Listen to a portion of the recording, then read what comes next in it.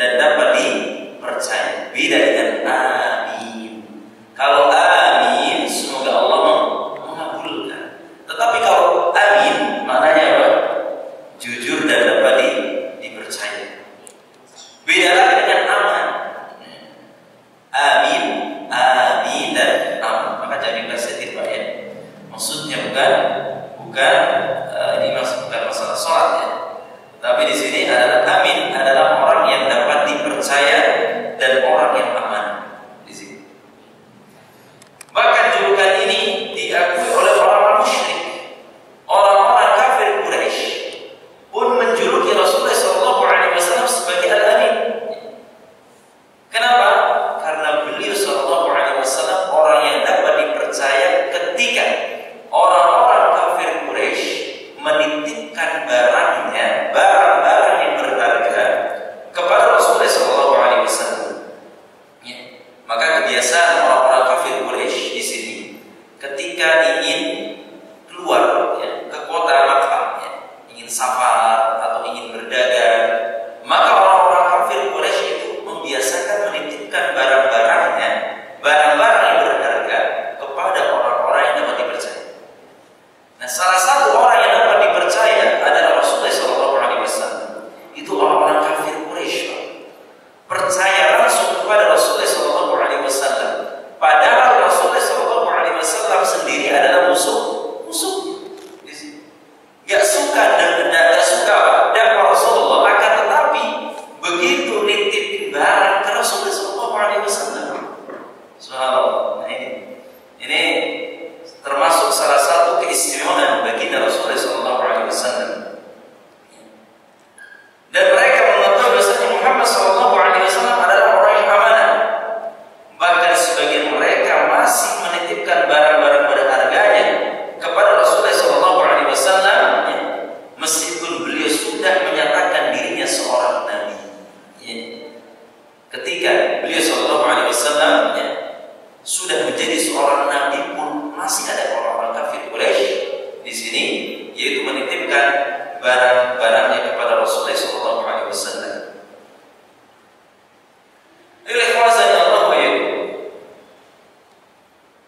Meskipun kaum kafir Quraisy, orang-orang Arab mengakui bahwasanya Nabi adalah orang yang amanah, tetapi ketika beliau SAW mengumumkan dirinya seorang nabi, tiba-tiba semua orang musyrikin memusuhinya.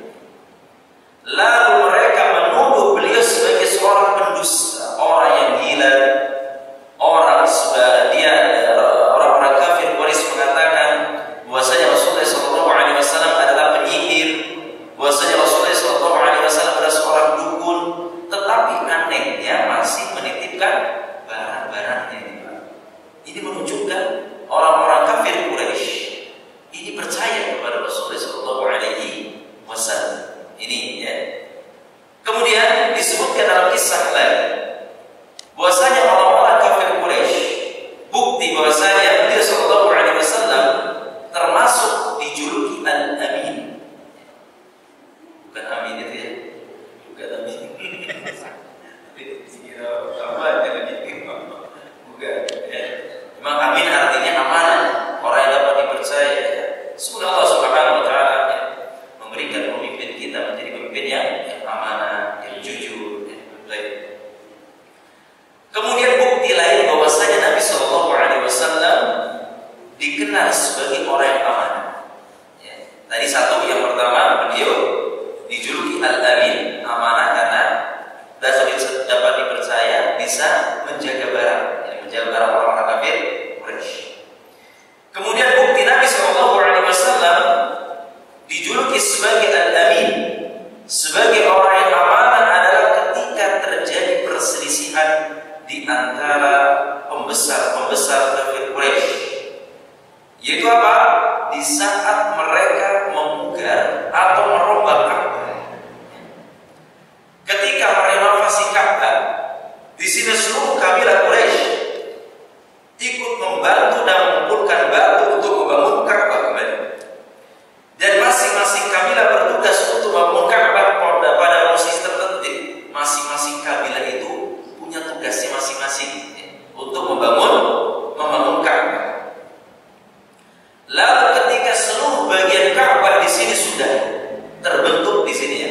sudah terbentuk bangunannya, sudah bagus, ya. Sudah bagus, selesai dibangun, tinggal satu bagian, ya. Tinggal satu bagian yang belum diletakkan dengan secara sempurna, yaitu apa? Hajar Aswad di sini. Hajar Aswad yang belum dipugar, masih utuh di sini. Masih utuh, belum dipugar, maka timbullah perselisihan di antara pembesar kaum kafir Quraisy supaya apa? Rebutan untuk mempugar Hajar Aswad dan meletakkan di tempatnya di sini. Jadi saling apa? Saling merebutkan di sini. Karena ini mulia, ya. Karena Hajar Aswad di sini datangkan oleh Allah Subhanahu wa taala dari surga. Maka disitulah terjadi perselisihan. Ketegangan terus terjadi. Ya. Ketegangan terus terjadi berlangsung selama 4 sampai 5 hari. 4 sampai 5 hari. Ya.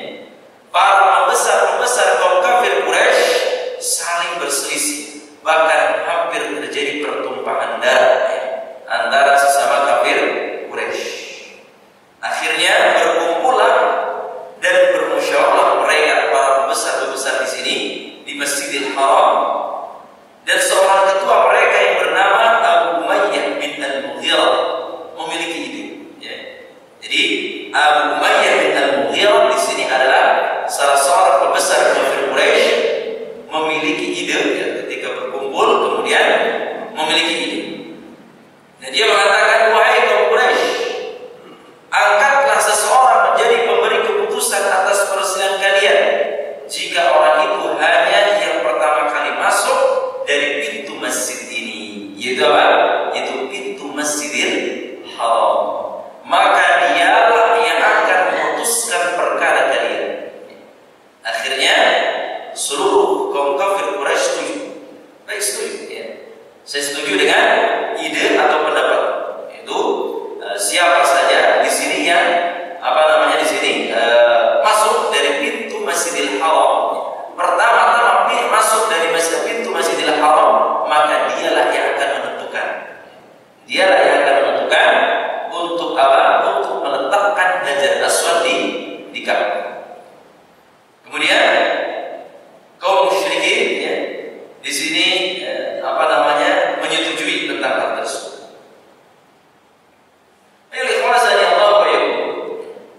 Kemudian setelah itu, ya, setelah ditunggu-tunggu, ya, ini siapa kira-kira yang akan masuk ke Masjidil Haram pertama kalinya? Ya. Kemudian setelah itu mereka serentak di sini. Orang yang pertama masuk dari pintu tersebut adalah ternyata siapa? Rasulullah SAW. Ya. Ketika ditunggu-tunggu siapa ya? Maka setelah itu tiba-tiba Rasulullah SAW yang masuk pertama kali masuk ke Masjidil Haram. Maka mereka pun serentak berkata, inilah Al-Amin. Inilah Al-Amin. Yaitu orang yang amanah, orang yang percaya. Kami telah redha, inilah Muhammad SAW.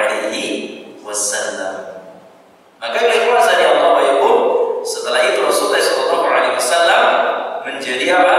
Menjadi hakim di sini. Ya. Kaum musyrikin pun setuju. Ya. Dan pada saat itu Rasulullah SAW dijuluki sebagai Al-Amin. Ya, adalah orang yang bisa dipercaya. Meskipun orang-orang kafir Quraisy membenci Rasulullah SAW, akan tetapi dijadikan sebagai apa? Hakim di sini. Ya. Lantas Rasulullah SAW di sini memberikan solusi, ya, memberikan pendapat kepada pembesar kaum kafir Quraisy untuk apa? Untuk mengambil, yaitu kain dan Hajar Aswad diletakkan di tengah-tengah kain tersebut. Lantas setiap kabilah ketua dari kaum kafir Quraisy tersebut memegang ujung-ujungnya di sini. Akhirnya apa? Menjadi bersamaan. Jadi, akhirnya diletakkan bersama orang pembesar kaum kafir Quraisy. Inilah Rasulullah SAW. Meskipun dibenci, akan tetapi dia adalah Al-Amin, ya, dapat dipercaya. Inilah Sehingga di dalam kisah-kisah tersebut, kisah mengenai asbab nuzul surah Al-Lahab tadi menunjukkan bahwasanya Rasulullah SAW adalah orang yang dapat dipercaya. Hanya satu yang betul-betul membenci dakwah Rasulullah SAW, pamannya sendiri, Pak. Yaitu siapa? Abu Lahab di sini. Maka di sini dalam surah Al-Lahab ayat yang pertama disebutkan tabbat yada abi lahabi wa tab. Apa ini maknanya? Tabbat yada celaka kedua tangan Abi Lahab. Jadi celakalah kedua tangan Abi Lahab, atau bermakna binasahlah kedua tangan Abu Lahab dan benar-benar binasa. Ini kata Rasulullah Subhanahu wa taala. Di sini kita akan mengupas mengenai ayat yang pertama mengenai surah Al-Lahab. Dan Abu Lahab kita harus kenal dulu lebih jauh lagi mengenai siapa sih Abu Lahab ini. Abu Lahab ini adalah merupakan salah satu orang yang disegani di kalangan kaum kafir Quraisy. Dan beliau adalah paman Nabi SAW. Dan beliau adalah dia adalah merupakan saudara kandung ayah beliau. Saudara kandungnya. Saudara kandung ayah beliau SAW. Dan Nabi SAW mempunyai 4 orang paman, yang masing-masing memiliki sifat yang berbeda-beda. Yang pertama tadi siapa? Abu Lahab. Dan Abu Lahab di sini adalah orang yang memerangi dakwah Rasulullah SAW, dan dia tidak pernah masuk Islam sampai dia meninggal dunia. Itu Abu Lahab. Lalu yang kedua Abu Thalib. Abu Thalib di sini meskipun keyakinannya berbeda dengan Rasulullah SAW, namun Abu Thalib adalah paman yang senantiasa membantu dakwah Rasulullah SAW, membantu dakwah Rasulullah SAW dan membela Nabi SAW. Tetapi ketika dia meninggal dunia dalam keadaan musyrik, itu siapa? Abu Thalib. Berbeda dengan Abu Jahal. Abu Lahab. Kalau Abu Lahab betul-betul orang yang musuhi. Akan tetapi Abu Thalib membela dakwah Nabi SAW, namun ketika dia meninggal dunia masih tetap dalam keadaan musyrik, belum Islam. Kemudian paman yang ketiga yaitu siapa? Hamzah bin Abdul Muttalib. Dan Hamzah inilah membela Nabi SAW sejak awal Islam, dan beliau masuk dalam agama Islam dan meninggal pada saat perang Uhud. Itu siapa? Hamzah di sini. Dan yang keempat adalah Abbas bin Abdul Muttalib. Beliau adalah paman Rasulullah SAW yang masuk belakangan. Jadi yang masuk Islam terlebih dahulu adalah Hamzah. Kemudian siapa? Abbas bin Abdul Muttalib. Jadi ada 4 ya. Jadi Abu Lahab, kemudian di sini yaitu Abu Thalib, Hamzah dan Abbas. Ini adalah paman Rasulullah SAW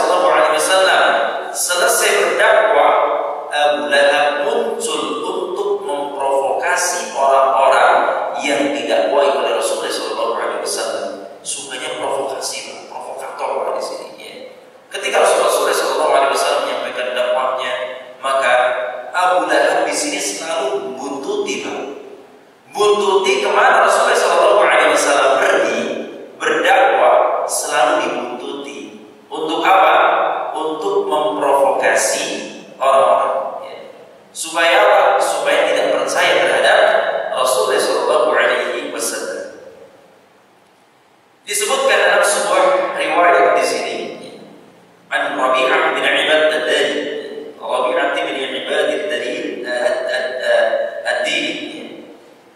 beliau berkata, "Ra'aitu Rasulullah sallallahu alaihi wasallam basra 'aini bi suqi dil majaz, yaqul ya ayuhan nas qulu la ilaha illallah." Di sini dari Rabi'ah bin Ibad ad-Dili, ra'aitu Rasulullah sallallahu alaihi wasallam, aku melihat Rasulullah sallallahu alaihi wasallam yaitu basara'ini bisukidil majaz. Aku melihat Rasulullah sallallahu alaihi wasallam yaitu mataku melihat beliau di pasar. Jadi saya melihat Rasulullah sallallahu alaihi wasallam pergi ke pasar. Pasar apa? Namanya pasar Dil Majaz. Namanya pasar Dil Majaz. Yaqulu, beliau sallallahu alaihi wasallam berkata, ya ayuhan nas, wahai manusia sekalian, qulu, katakanlah kalian, la ilaha illallah, la ilaha illallah, la ma'budu bihaqqin illallah. Tidak ada Rabb yang berhak diibadahi dengan benar kecuali Allah. Tuflihu, maka niscaya kalian akan beruntung. Wa yadkhulu fi fijajiha wan nasu mutafassifuna 'alaihi. Lalu beliau masuk ke lorong-lorong pasar, sementara orang-orang berkumpul kepada beliau, heran dengan perkataannya. Jadi orang-orang itu berkumpul yang mengelilingi Rasulullah SAW, kemudian dia heran atas perkataan Rasulullah SAW. Fama ra'aitu ahadan yaqulu syai'an wa huwa la yaskutu. Maka aku tidak melihat seorang pun yang berkomentar sementara beliau terus berkata, ayuhan nas qulu la ilaha illallah. Tidak ada seorang pun yang berkomentar. Rasulullah SAW terus berdakwah, la ilaha illallah tuflihu, katakanlah la ilaha illallah, maka engkau akan selamat, engkau akan beruntung. Inna anna wara'ahu rajulan ahwala wadi'al wajhi. Kecuali apa? Hanya ada satu di sini, di belakang beliau ada seorang yang juling. Tahu juling itu apa? Juling itu apa? Kecil di sini ya. Orang yang kecil ya.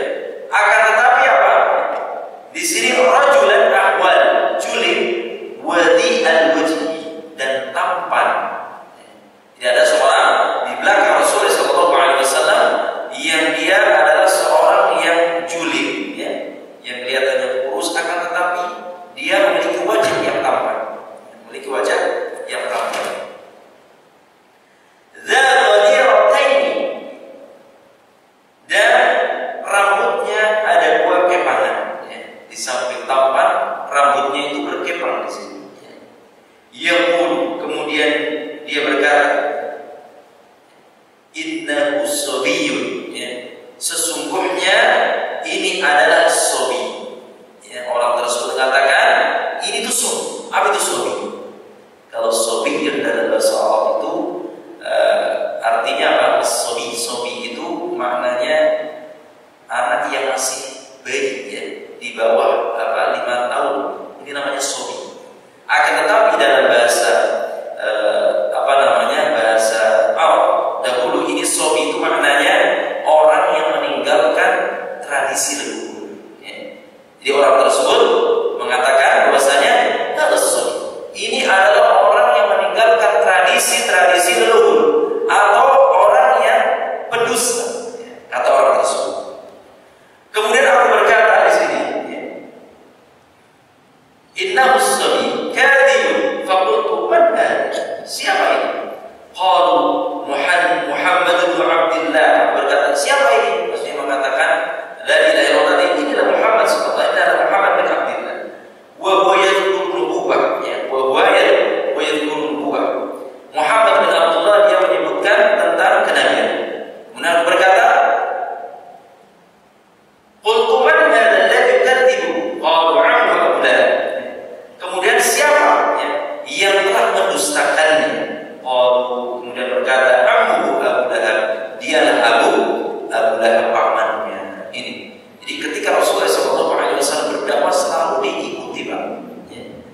sehingga paman beliau yaitu Abu Lahab di sini senantiasa memprovokasi. Abu Lahab cukup memprovokasi kaum masyarakat kaum Quraisy karena itu dengan apa? Dengan mengatakan bahwasanya Nabi Muhammad SAW telah berani meninggalkan ajaran nenek moyang di sini. Bukan dikatakan apa? Nabi SAW nggak perlu mengatakan Nabi SAW adalah orang yang gila, orang penyihir, orang pendusta, enggak. Tetapi cukup Abu Lahab mengatakan memprovokasi orang-orang kafir Quraisy kalau Rasulullah SAW di sini adalah yaitu apa? Telah meninggalkan ajaran nenek moyang. Sementara ajaran nenek moyang di sini beratus-ratus tahun di sini yang melekat pada jiwa orang-orang kafir Quraisy, sehingga orang-orang kafir Quraisy banyak terprovokasi oleh siapa? Oleh Abu Lahab. Maka setiap hari Nabi SAW berdakwah di celah pamannya. Nabi pergi dari satu kabilah ke kabilah berikutnya. Nabi terus berdakwah tauhid dan mengingatkan orang-orang dari kesyirikan. Lalu Abu Lahab terus mengikuti Nabi SAW dimanapun beliau SAW berada. Dan di sini Nabi SAW tidak terpengaruh dengan celahan, dengan celahan Abu Lahab. Meskipun Abu Lahab di sini melempari batu, nggak tanggung-tanggung di sini. Abu Lahab di sini adalah pamannya sendiri, akan tetapi melempari batu kepada Rasulullah SAW sehingga terkena kakinya, wajahnya, sampai Rasulullah SAW berdarah-darah di sini. Ini menunjukkan Rasulullah SAW ini apa? Manusia biasa, bisa apa? Bisa sakit, bisa keluar darah. Seperti itu. Sudah isyarat? Belum ya? Baik. Ikhwazani Allah wa yakum. Dan nama asli Abu Lahab adalah Abdul Uzza. Nama asli Abu Lahab di sini adalah Abdul Uzza. Atau namanya disebut juga dengan hamba yang berhala Uzza. Jadi dijuluki dengan Abdul Uzza karena Abu Lahab di sini sebagai penyebab Al-Uzza. Baik, sehingga dinamakan dengan Abul Uzza. Contohnya untuk ketika punya kucing, sayang banget sama kucing, bisa untuk dijuluki dengan sebagai apa? Abu Hurairah. Karena Abu Hurairah di sini adalah seorang yang menyayangi kucing, sehingga Rasulullah SAW di sini menjuluki sebagai dengan Abu Hurairah, atau bisa juga dengan Abul Qitti, bapaknya kucing. Baik. Akan tetapi Allah Subhanahu wa taala tidak menyebutkannya dengan nama dalam ayat ini. Di dalam surat Al-Masad atau Al-Lahab tidak menyebutkan Abul Uzza, tidak. Tapi langsung Abu Lahab. Ya. Karena artinya namanya mengandung kesyirikan. Di dalam surat Al-Masad di sini Allah Subhanahu wa taala menyebutkan bukan Abul Uzza tetapi Abu Lahab. Kenapa? Karena Abul Uzza mengandung kesyirikan. Baik. Kemudian Abu Lahab di sini kenapa dijuluki dengan Abu Lahab? Karena wajahnya agak kemerah-merahan. Jadi kalau perempuan kan apa di sini?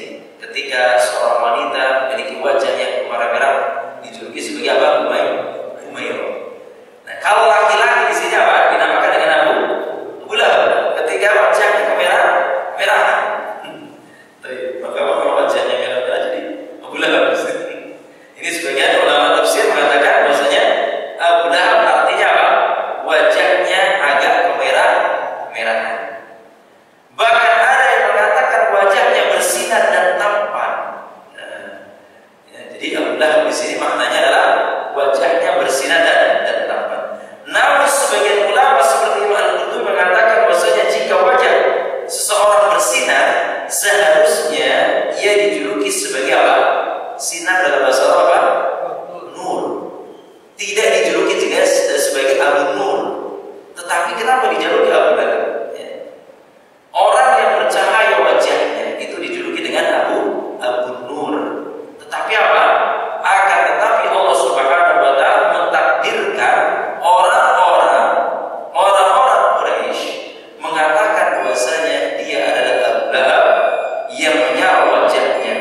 memang Abu Lahab di sini kenapa dijuluki Abu Lahab? Karena nanti wajah dan tubuhnya akan dibakar dengan apa? Oleh jilatan api neraka yang menyala-nyala di dalam api neraka nanti. Itu makna dari tanda maksudnya adalah yaitu bahwasanya Abu Lahab di sini apa? Akan dilemparkan ke dalam api neraka, akan dilemparkan ke dalam api yang menyala-nyala. Seperti itu Pak ya. Ini cerita tentang Abu Lahab masih panjang Pak. Ya, ini baru satu ayat. Ya. Nanti insya Allah kita akan sambung pada pertemuan yang akan datang di hari Ahad yang akan datang di masih surah Al-Lahab. Karena ceritanya panjang mengenai surah Al-Lahab, Abu Lahab, dan belum kita bercerita tentang istrinya.